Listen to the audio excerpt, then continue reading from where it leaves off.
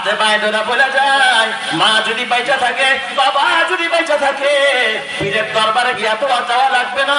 তোর মা তোর বড় পীর, তোর বাবা তোর বড় পীর, কসম আল্লাহ, পীরে দোয়া করলে কবুল হবে কোনো গ্যারান্টি নাই, কিন্তু মা আর বাবা দোয়া করলে কবুল হওয়ার গ্যারান্টি আছে না নাই? আল্লাহর নবী কয় সালাসাতুন দাওয়াতুন মুস্তাজাবা, তিন ব্যক্তির দোয়া কবুল হয়ে যায়। কয় ব্যক্তির দোয়া? তিন ব্যক্তির দোয়া। এক নম্বরে দাওয়াতুল মাজলুম, মাজলুম ব্যক্তির দোয়া। এই জন্য খবরদার, ইত্তাকু দাওয়াতাল মাজলুম, বদদোয়া নিবা না, মাজলুম ব্যক্তির বদদোয়া নিবা না। বেঁচে থাকো, বদদোয়া কইরা বসলে বিপদে পড়ে যাইবা, কথা ঠিক কি না? ওয়া দাওয়াতুল ওয়ালাদি ওয়া দাওয়াতুল ওয়ালিদি আলা ওয়ালাদিহা, পিতা মাতার দোয়া সন্তানের জন্য, মায়ের দোয়া সন্তানের জন্য 100% কবুল হয়, কথা ঠিক না ঠিক জোরে কোন? এই জন্য আমার বাবা, একজন মা আর একজন সন্তানের মাঝে বিনা তারের কালেকশন করে দিয়েছেন কে? আল্লাহ। কারণ মায়ের নাভির সাথে তারের সাথে কিন্তু সন্তানের নাভির তারের একটা কি ছিল? কালেকশন ছিল, রক্তের কালেকশন। এই জন্য আমার বাবা, যুবক ভাই, আমার পর্দারের মায়েরা, আমার মা জাতি বড় দামি জাতি। তোমার আমার পায়ের নিচে আছে জুতা, আর মায়ের পায়ের নিচে রাখছে আল্লাহর জান্নাত। জোরে কোন সুবহানাল্লাহ। এই জন্য মা হলো রহমতের দাওয়াত, বাবা হলো রহমতের দাওয়াত।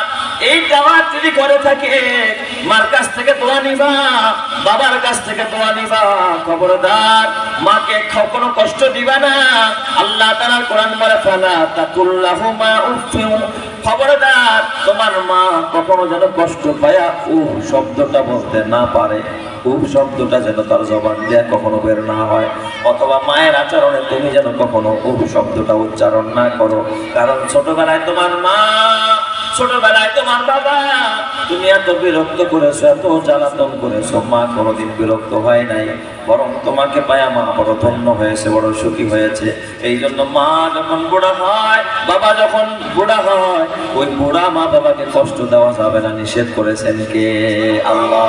আল্লাহ বলেন, ফালা তাকুল্লাহুমা উফফি ওয়ালা তানহারহুমা, খবরদার মা বাবারে ঝাড়ি দিবি না, ধমক দিয়ে কথা বলবি না। এখন ম্যাক্সিমাম সন্তান দেখবেন ঘরের মা বাবার সাথে কি দিয়ে কথা বলে? ঝাড়ি দিয়ে কথা বলে, ধমক দেয়, ঝাড়ি দেয়। আল্লাহ বললেন, না না, ঝাড়ি দেওয়া যাবে না, ঝাড়ি দিয়ে কথা বলবি না। এরপর আল্লাহ তাআলা বলেন, কুল্লাহুমা কাওলান কারীমা, মা বাবার সাথে নম্র ব্যবহার করবি, ভালো ব্যবহার করবি, এ বাবা নরম নরম কথা বলবি।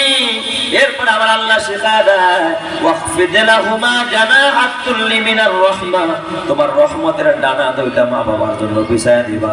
তোমার সবচাইতে কোমল ব্যবহার, ভালো ব্যবহার তোমার মা বাবা পাবে। তোমার হাত দুইটা মা বাবার জন্য সম্প্রসারিত করে রাখবা, তোমার পয়সা মা বাবার জন্য সবসময় উন্মুক্ত করে রাখবা। এরপর আল্লাহ তাআলা শিখায়া দেয়, ওয়াকুর রাব্বিরহামহুমা কামা রাব্বায়ানি সগীরা, তোমার মা যদি ইন্তেকাল করে, বাবা যদি মরে যায়, এই মা বাবার জন্য দোয়া করবা, আল্লাহ ছোটবেলায় আমার মা বাবা যেইভাবে আমার লালন পালন করেছে, তুমি আমার মা বাবারে সেইভাবে লালন পালন করো। এই মা বাবার জন্য এই দোয়া করলে আল্লাহ মা বাবারে ক্ষমা করে জান্নাত দেয়। চিৎকার মেরে কোন সুবহানাল্লাহ। এই জন্য আমার বাবা, খবরদার খবরদার, মা বাবা ঘরে থাকা মানে রহমত থাকা, মা বাবা চলে যাওয়া মানে রহমত বিদায় নেওয়া। মারে কষ্ট দিস না রে যুবক, বাবারে কষ্ট দিস না, তোর হাতে পায়ে ধরে বলে যায়।